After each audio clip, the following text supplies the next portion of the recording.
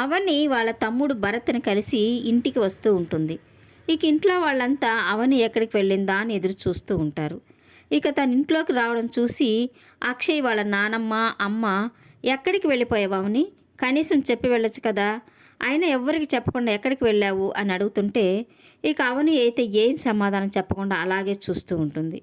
ఇక తన వెనకనే వచ్చిన అక్షయ్ అయితే అవని ఎక్కడికి వెళ్ళిందో నాకు బాగా తెలుసమ్మా, ప్రణవిని ఏడిపించిన వాడిని మనం జైల్లో పెట్టాం కదా, కానీ వాడిని విడిపించడానికి ఈ అవని లాయర్ని తీసుకుని పోలీస్ స్టేషన్కి వెళ్ళి ఆ రౌడీ వేదను విడిపించింది, ఆ ఎస్ఐ నాకు మొత్తం చెప్పాడు అని కోపంగా అరుస్తూ చెప్తూ ఉంటే ఇక ఒక్కసారిగా అవని భయపడిపోయి అక్షయ్ వంక చూస్తూ ఉంటుంది.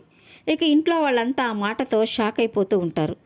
ఇక పార్వతి అయితే ఏంటమ్మా అవని అలాంటి పని ఎందుకు చేశావు, మీ మామయ్య గారికి తెలిస్తే కోప్పడతారు కదా, అన్నీ తెలిసే నువ్వెందుకు ఇలా చేశావు అని తనతో అంటూ ఉంటుంది.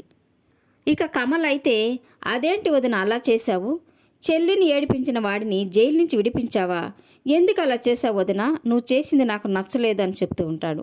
ఇక ప్రణవి అయితే ఏంటి వదిన అలా చేశావు, నువ్వు అసలు ఇలా చేస్తావని నేను అస్సలు అనుకోలేదు అంటూ బాధపడుతూ ఉంటుంది. ఇక అక్కడే ఉన్న పల్లవి అయితే ఇలాంటి సందర్భం కోసం ఎదురు చూస్తూ ఉంటుంది కాబట్టి అవకాశం వచ్చిందని కన్న కొడుకుని తప్పు చేశాడని మామయ్య గారు ఇంట్లో నుంచి గెంటేశారు, మరి నువ్వు ఇంత పెద్ద తప్పు చేసావు, మరి మామయ్య గారు నీకు ఎలాంటి శిక్ష వేస్తారో, నిన్ను కూడా ఇంట్లో నుంచి గెంటేస్తారేమో అని చెప్తూ ఉంటే ఇక ఆ మాటలు వినగానే అవనికి చాలా కోపం వస్తూ ఉంటుంది. ఇక చాలా కోపంగా పల్లవి వైపు చూస్తూ ఉంటుంది. ఇక అక్షయ్ అయితే ఎవరు తప్పు చేసినా తప్పే అవుతుంది, ఇక అవని కూడా ఆ శిక్ష అనుభవించక తప్పదు అంటుంటే ఇక ఆ మాటలకి ఒక్కసారిగా అవని షాక్ అయిపోయినట్టుగా అక్షయ్ని చూస్తూ ఉంటుంది. ఇక అక్షయ్ అలా మాట్లాడుతూ ఉంటే పల్లవి అయితే చాలా సంతోషపడుతూ నిన్ను ఇంట్లో నుంచి గెంటేసే రోజు దగ్గర పడింది అవని అని మనసులో అనుకుంటూ ఉంటుంది. ఈ వీడియో నచ్చినట్లయితే లైక్ చేయండి, సబ్స్క్రైబ్ చేయండి. Thank you for watching.